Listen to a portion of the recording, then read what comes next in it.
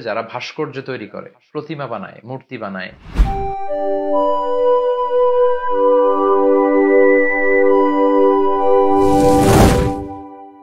বিসমিল্লাহ ওয়াসসালাতু ওয়াসসালামু আলা রাসূলিল্লাহ ওয়া বা'দ।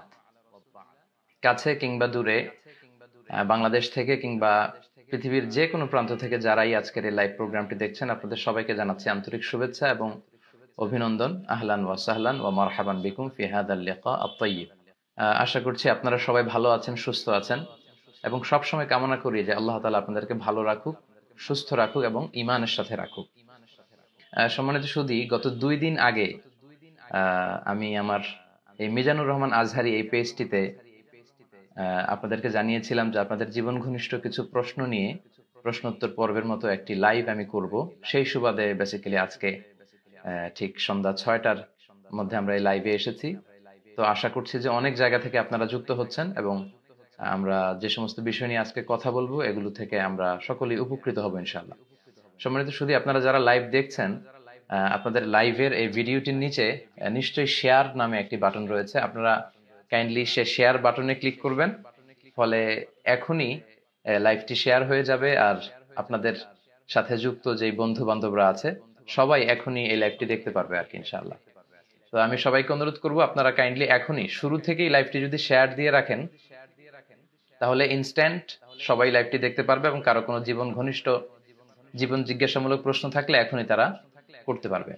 সম্মানিত শুধু আজকে বেসিক্যালি আমি আপনাদের কিছু প্রশ্নের উত্তর দেওয়ার চেষ্টা করব ইসলামিক পার্সপেক্টিভ থেকে, কারণ আমার এই পেজে অনেক প্রশ্ন আসে আপনাদের কাছ থেকে।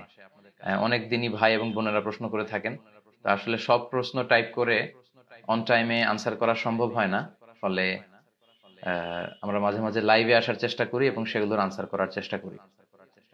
তো আমার ইনবক্সে জমা হয়ে থাকা প্রশ্নগুলোকে আগে প্রায়োরিটি দিয়ে সেগুলোর আনসার করব এবং শেষের দিকে যারা আপনারা এই লাইভের এই কমেন্টসে প্রশ্ন করবেন আপনাদের সেই প্রশ্নগুলোরও উত্তর দেওয়ার চেষ্টা করব। আমি অনেক কমেন্টস দেখতে পাচ্ছি এবং এগুলো খুব দ্রুতই মানে স্ক্রল আপ হয়ে যাচ্ছে, উপরের দিকে চলে যাচ্ছে, ফলে এগুলো আসলে আপনাদেরকে ওইভাবে পড়ে শোনানোর সুযোগ হচ্ছে না। অনেকে আমাকে এসএমএস করেছেন, বিভিন্ন জিনিস জানতে চেয়েছেন, তো যেগুলো টাইপ করে আপনাদেরকে জানানোর সুযোগ হয়নি ওইরকম কিছু প্রশ্ন দিয়ে আমি আজকে শুরু করছি। আশা করছি আপনারা সবাই উপকৃত হবেন। তো আমরা চলে যাই সরাসরি কিউএ সেশনে। একজন ভাই প্রশ্ন করেছেন যে দাদার আগে বাবা মারা গেলে নাতিরা দাদার সম্পদের মালিক হবে কিনা। এরকম ঘটনা কিন্তু অনেক সময় ঘটে থাকে। দাদার আগে মারা গিয়েছে বাবা, ছোট ছোট নাতি নাতনি আছে, তারা সম্পদ পাবে কিনা। আচ্ছা, শরিয়া পার্সপেক্টিভ থেকে কথা হচ্ছে না, দাদার আগে বাবা মারা গেলে নাতি নাতনিরা সম্পদ পাবে না। কেন পাবে না? কারণ দাদার কাছ থেকে তো বাবা পাবে, নাতি পাবে না। নাতি তো সেকেন্ড স্টেজে, ফার্স্ট স্টেজ এখানে আপনাকে কনসিডার করতে হবে। মানে দাদার কাছ থেকে পাবে বাবা, চাচা, ওনারা, কিন্তু নাতিরা পাবে না। কিন্তু কখনো এরকম হতে পারে যে দাদার আগে বাবা মারা গিয়েছে, এখন যে নাতিরা আছে তারা খুবই অসহায়, ইয়াতীম, টাকা পয়সা নেই। তো তখন দাদা যেটা করতে পারে, দাদা ওয়াসিয়াত করতে পারে, ওয়াসিয়া যেটাকে উইল বলে।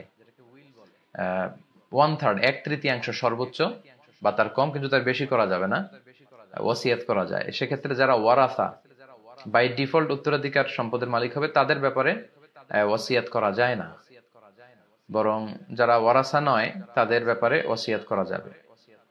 তো 1/3 আসুলুস ওয়াসুলুসু কাসীর, 1/3 তো অনেক। তো এটা চাইলে দাদা করতে পারেন, কিন্তু দাদার আগেই যদি বাবা মরে যায় নাতিরা পাবে না।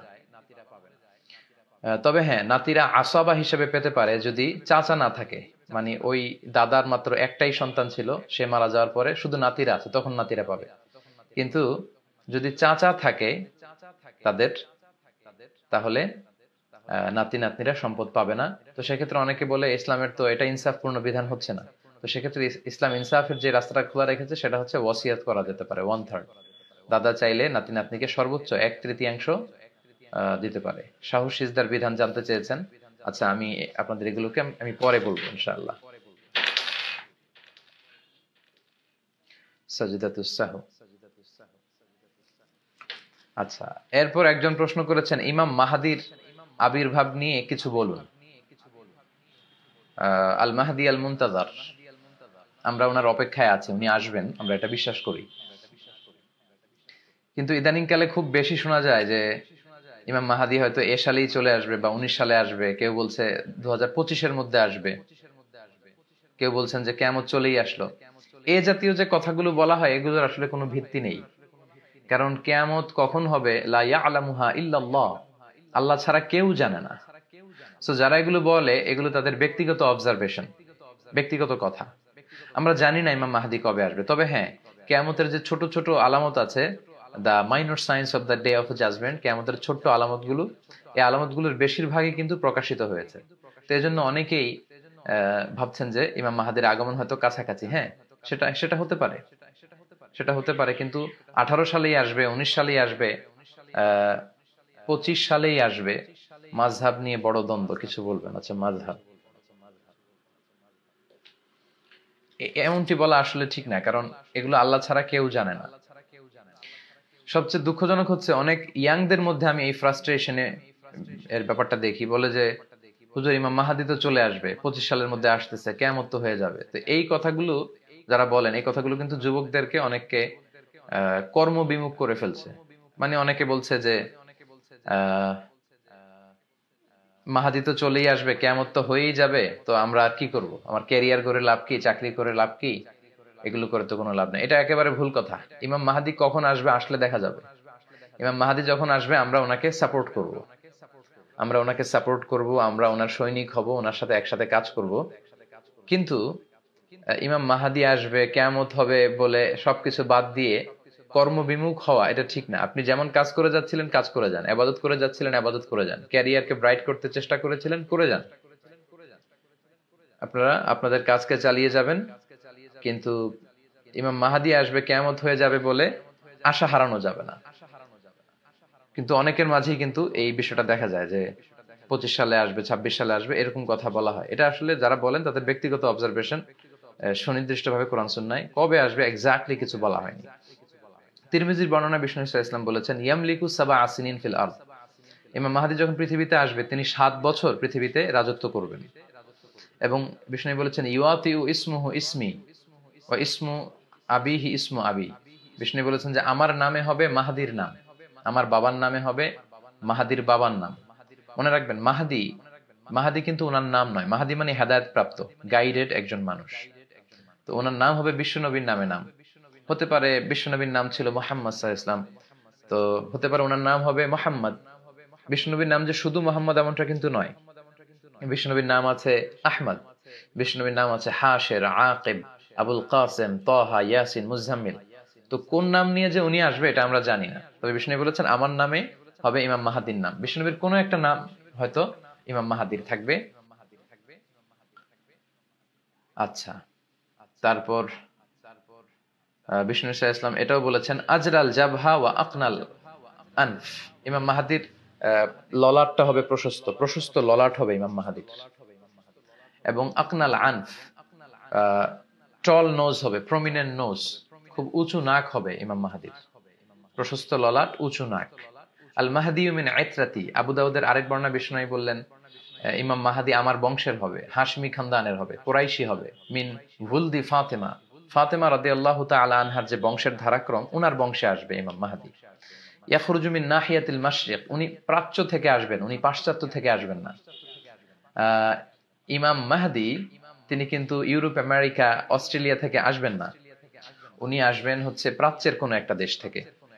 ইয়ামলাউল আরদা কিসতান ওয়া আদলা, আবু দাউদের আরেক বর্ণনায় বলা হয়েছে যে তিনি পৃথিবীতে যখন আসবেন তখন 7 বছরের শাসনামলে উনি পৃথিবীকে ন্যায়, নীতি, সাম্য, ভ্রাতৃত্ব, ইনসাফ আর জাস্টিস দিয়ে পরিপূর্ণ করবেন। অবশ্য কোনো কোনো বর্ণনায় পাওয়া যায় উনি 8 বছর থাকবেন, কোনো বর্ণনায় পাওয়া যায় 9 বছর থাকবেন, তবে 7 বছর যে থাকবেন এই মতামতটা বেশি শক্তিশালী।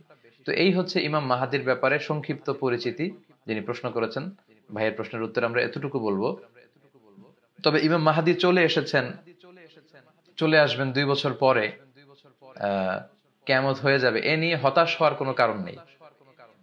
কারণ এই কথাগুলো অনেক যুবকদেরকে কিন্তু হতাশ করে দিচ্ছে, তারা কর্মবিমুখ হয়ে যাচ্ছে। বরং এমনটা না করে আপনাদের যে অ্যানথিওসিজম, আপনাদের কর্মস্পৃহা, উম্মাকে সামনের দিকে এগিয়ে নিয়ে যাওয়ার জন্য আপনাদের যে কর্মতৎপরতা, আপনাদের প্রাণঢালা উচ্ছ্বাস, জীবন শক্তি, এগুলোকে কাজে লাগাতে হবে। ইমাম মাহাদি যখন আসবে তখন আমরা দেখব, তখন আমরাই সবাই কথা বলবো ইমাম মাহাদির ব্যাপারে এবং ওনাকে আমরা সাপোর্ট করবো ইনশাআল্লাহ। আশা করি প্রিয় ভাই উত্তর পেয়েছেন।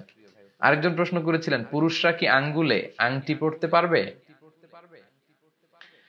আসলে জুয়েলারি, অর্নামেন্টস এগুলো নারীদের জন্য, পুরুষদের জন্য নয়। তবে হ্যাঁ, পুরুষদের আংটির বিষয়টা ভিন্ন। পুরুষরা চাইলে আংটি পরতে পারবে। কোন হাতে পরবে? তারা ডান হাতে পরবে। বিষ্ণু ইসলাম ডান হাতে আংটি পরেছেন। কারণ রাসূল সাল্লাল্লাহু আলাইহি ওয়াসাল্লাম ইয়ালবাস খাতাম মিন ফিদ্দা, রাসূল সাল্লাল্লাহু আলাইহি ওয়াসাল্লাম রূপার আংটি পরতেন। রূপার আংটি রাসূল সাল্লাল্লাহু আলাইহি ওয়াসাল্লাম পরতেন। ফি ইয়ামিনিহি, ওনার ডান হাতে পরতেন। আর ওয়াকানা ফাসসুহু মিনাল হাবাশা, আর রূপার আংটির মধ্যে তিনি হাবাশা মানে বর্তমান ইথিওপিয়ার থেকে আনা একটা পাথর তিনি বসিয়েছিলেন। তাহলে রূপার আংটি পরতেন ডান হাতে, শামাইলে তিরমিজিতে এগুলো এসেছে। আর পাথরটা ছিল হাবাশি পাথর। তো সেই পাথরের মধ্যে আবার বিষ্ণু ইসলাম মুহাম্মদ রাসূলুল্লাহ লিখিয়েছিলেন। সবসময় আংটি পরতেন না বিষ্ণু ইসলাম, মাঝে মাঝে পরতেন। তবে আমরা অনেকে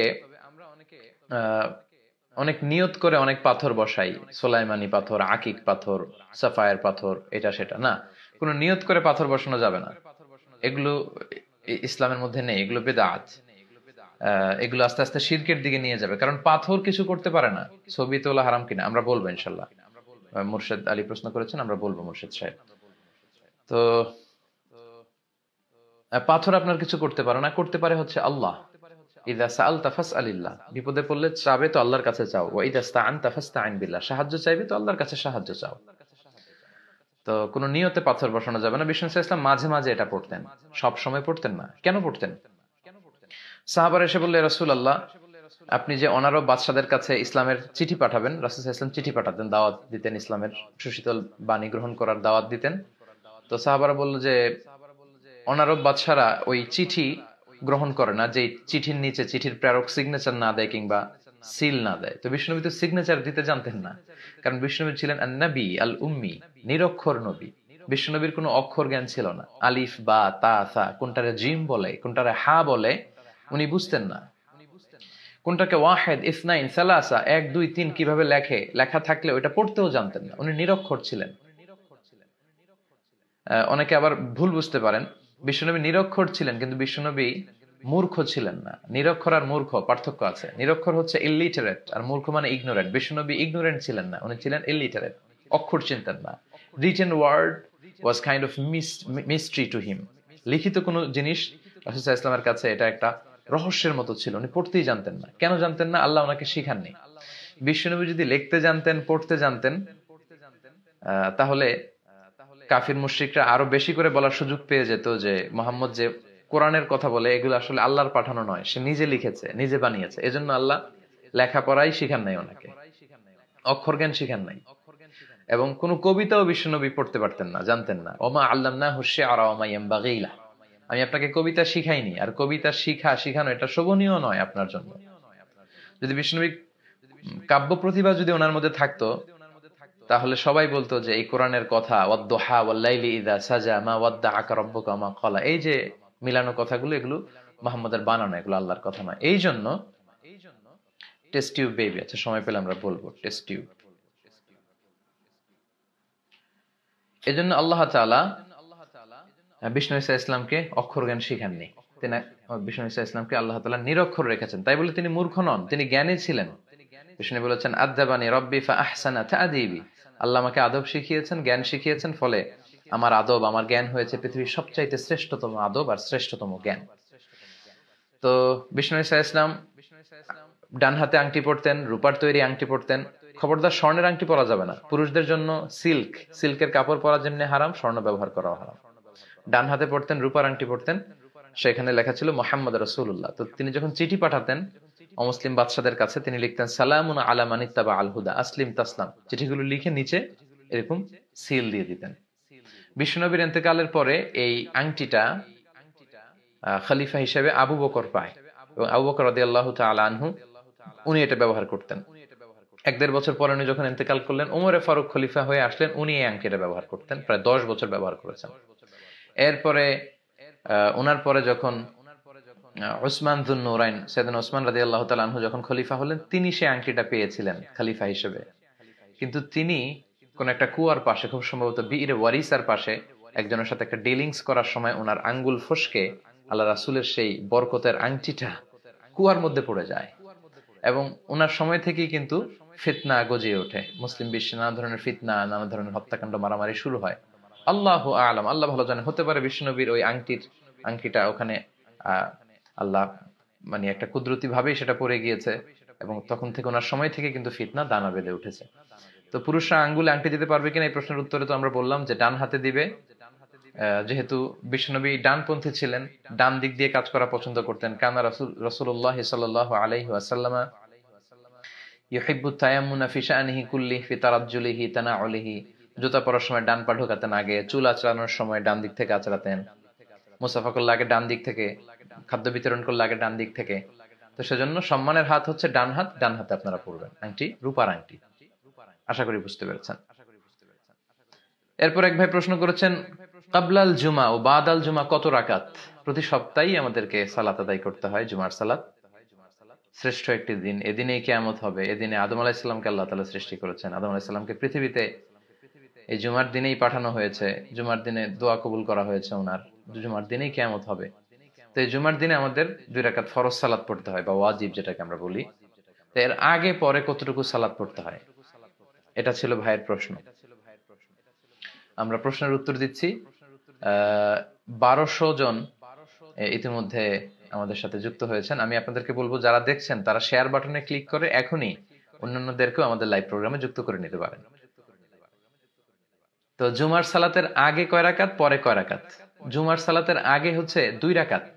বিশুদ্ধ মত অনুযায়ী, সুন্নাহসম্মত যে মত, সেটা হচ্ছে জুমার সালাতের আগে আপনি 2 রাকাত পড়বেন। মসজিদে ঢুকেই 2 রাকাত পড়তে হয়, এটা পড়বেন। ওটা পরে যদি আরো সময় পান আপনি আরো পড়বেন, অর্থাৎ ইমাম সাহেব খুতবা দেওয়ার আগ পর্যন্ত আপনি 2 করে, মা কুদ্দির আলাকা মা কুদ্দির আলাহু, আপনার যতটুকু সুযোগ হয়। তার মানে বোঝা গেল জুমার সালাতের আগে, কাবলাল জুমা, এটা সুনির্ধারিত নয়, এটা অনির্ধারিত। 2 করে যদ্দুর পড়া যায়। আচ্ছা, আর বাদাল জুমার ক্ষেত্রে সহিহ সুন্নাহ যেটা এসেছে 4 রাকাত। বাদাল জুমা আপনি পড়বেন 4 রাকাত যদি মসজিদে পড়েন, আর যদি ঘরে গিয়ে পড়েন তাহলে 2 রাকাত। আল্লাহ রাসূল সাল্লাল্লাহু আলাইহি ওয়াসাল্লাম মসজিদে নববীতে যখন বাদাল জুমা পড়তেন তিনি 4 রাকাত পড়তেন, ঘরে গিয়ে পড়লে 2 রাকাত পড়তেন। তো আশা করি বুঝতে পেরেছেন যে কাবলাল জুমা অনির্ধারিত, 2 করে যদ্দুর পড়া যায়, আর বাদাল জুমা 4 রাকাত, ঘরে পড়লে 2 রাকাত। এরপর একজন প্রশ্ন করেছেন, অ্যালকোহল মিশ্রিত পারফিউম ব্যবহার করা যাবে কিনা? আমরা জানি আতর, পারফিউম দেয়া সুন্নাহ। তো এই আতর বা পারফিউম অ্যালকোহল মিশ্রিত যেটা, এটা দেয়া যাবে কিনা, এক ভাইয়ের প্রশ্ন। তো অ্যালকোহলের ব্যাপারে কথা হচ্ছে যে অ্যালকোহলকে আরবিতে বলে খামর। এই খামরটা ইটসেলফ হারাম কিনা এটা নিয়ে মতানৈক্য আছে। কিন্তু অ্যালকোহল, মদ যেটা বানানো হয়, এটা খাওয়া হারাম, এই নিয়ে কোনো মতানৈক্য নাই, এটা একমত সবাই।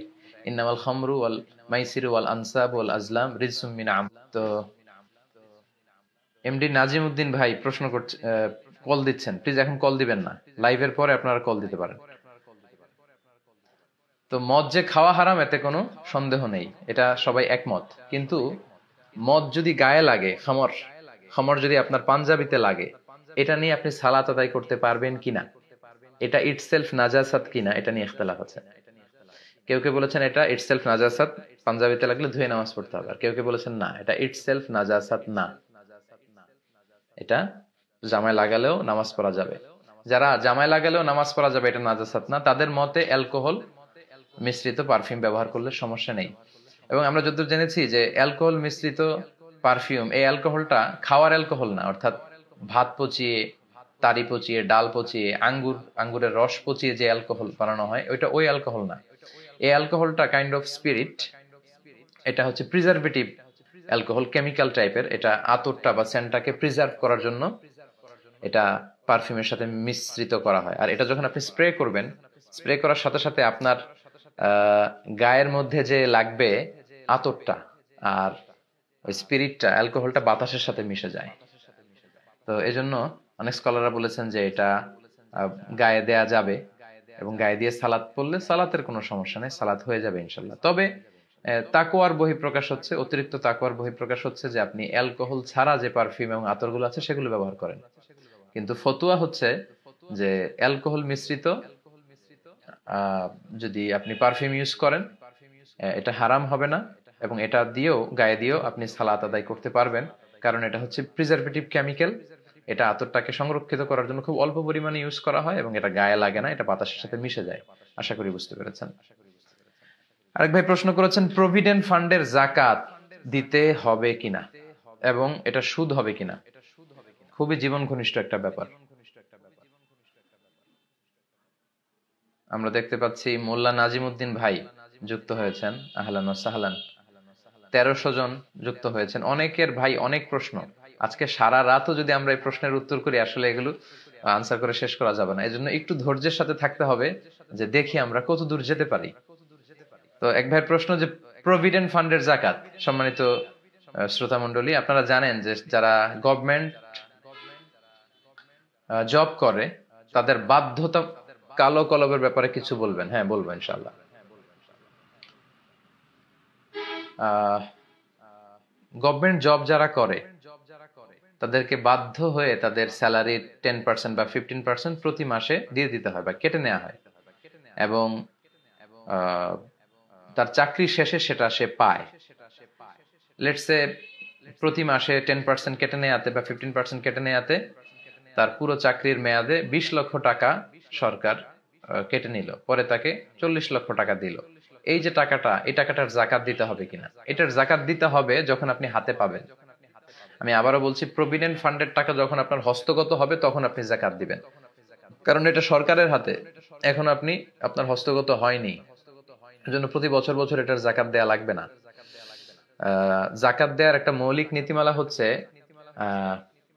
আত-তামাল্লুক আন-নাফসি, আপনার কন্ট্রোলে আসতে হবে, টাকাটা আপনার হাতে আসতে হবে, তারপরে আপনি এটার জাকাত পে করবেন। তো যখন আপনি পাবেন পুরো টাকাটা, ওইটার সাথে আপনার ক্যাশ টাকা আছে কিনা, আপনার প্রাইস বন্ড আছে কিনা, আপনার ঘরে জুয়েলারি গোল্ড আছে কিনা, গোল্ডের বার আছে কিনা, সঞ্চয়পত্র আছে কিনা, এফডিআর আছে কিনা, সবকিছু যোগ দিয়ে আপনার আহ ঋণ থাকলে বাদ দিয়ে তখন আপনি জাকাত দিবেন। তাহলে কথা হচ্ছে যখন পাবেন তখন, আগে নয়।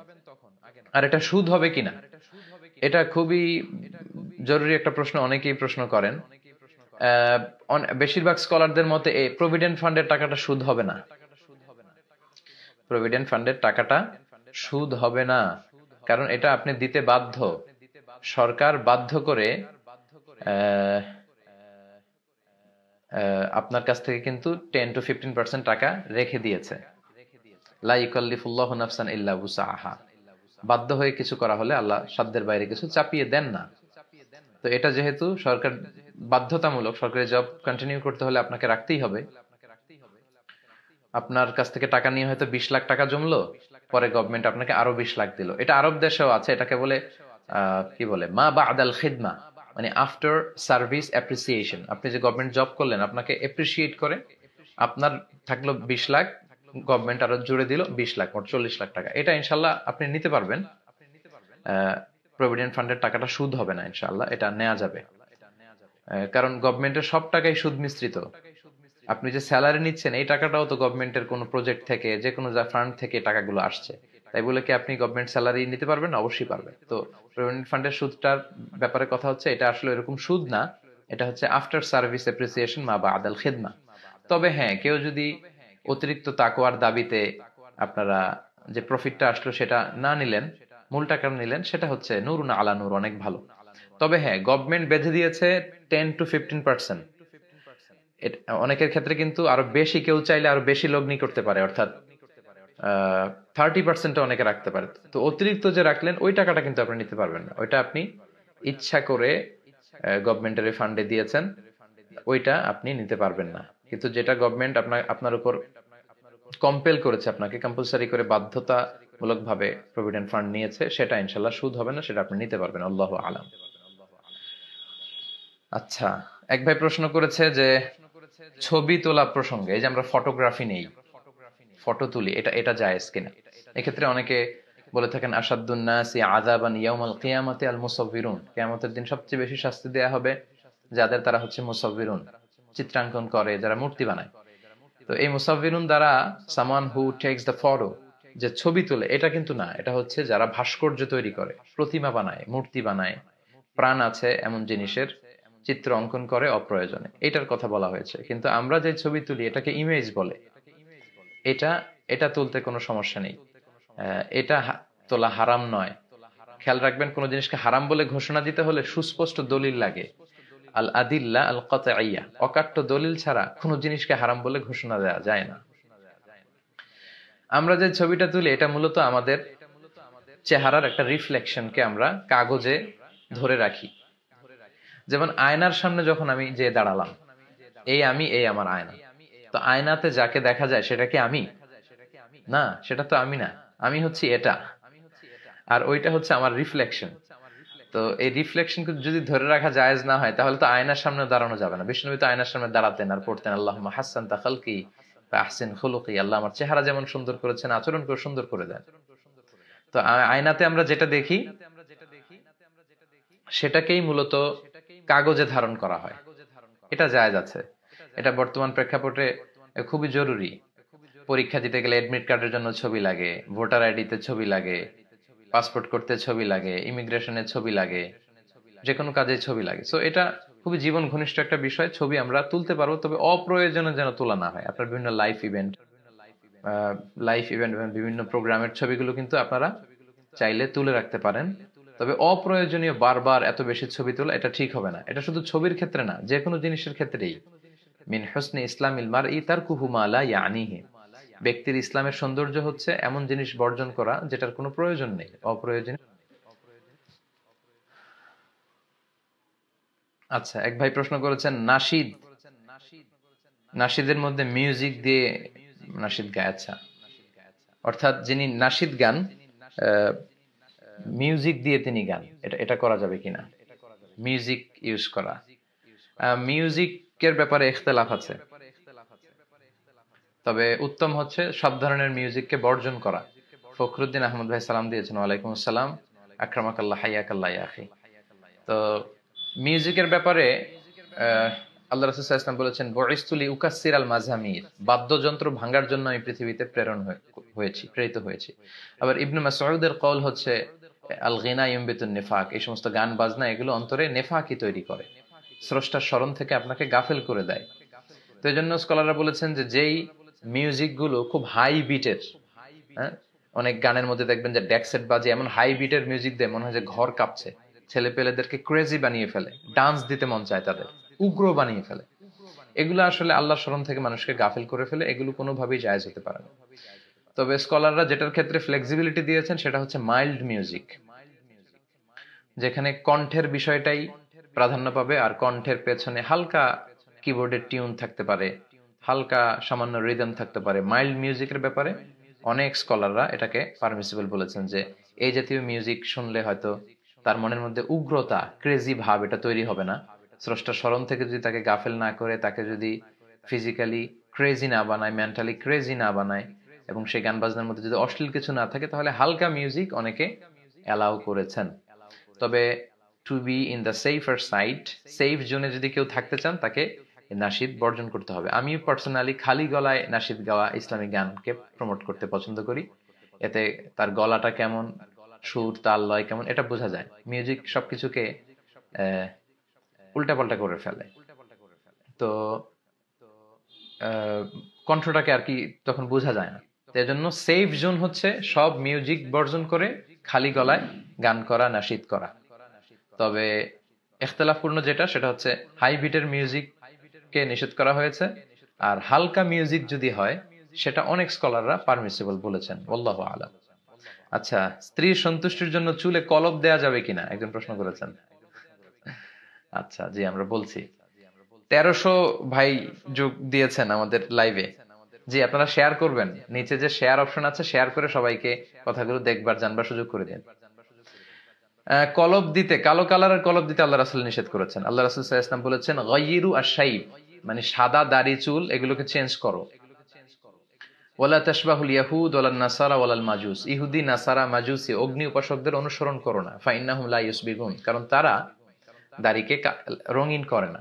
অর্থাৎ ইহুদি, নাসারা এবং অগ্নি উপাসক যারা, তাদের চুল দাড়ি যখন শুভ্র হয়, সাদা হয়ে যায়, তখন এগুলোকে রঙিন করে না, সাদা রাখতে পছন্দ করে। বিষ্ণু বললেন, তোমরা আমার উম্মত হিসেবে সাদা রাখবে না, তাদের বিপরীত করতে হবে, ফলে তোমরা এটাকে খেজাব লাগাও, তাদের বিপরীত করো। তো সেক্ষেত্রে জান্নিবি সাওয়াদ, ব্ল্যাক কালার ইউজ করো না, বি ফা from the black colour, black colour থেকে তোমরা বেঁচে থাকবে। এবং আবু বকর রাদিয়াল্লাহু তাআলা আনহুর বাবাকে যখন আল্লাহ রাসূল সাল্লাল্লাহু আলাইহি ওয়াসাল্লাম দেখলেন একেবারে প্রচন্ড বয়োবৃদ্ধ, দাড়ি চুল সাদা হয়ে গিয়েছে, আল্লাহ রাসূল সাল্লাল্লাহু আলাইহি ওয়াসাল্লাম বললেন, এই সাদা দাড়িগুলোকে রঙিন করে দাও না, খেজাব লাগাও না, মেহেদি লাগিয়ে দাও, কিন্তু কালো রং দিও না।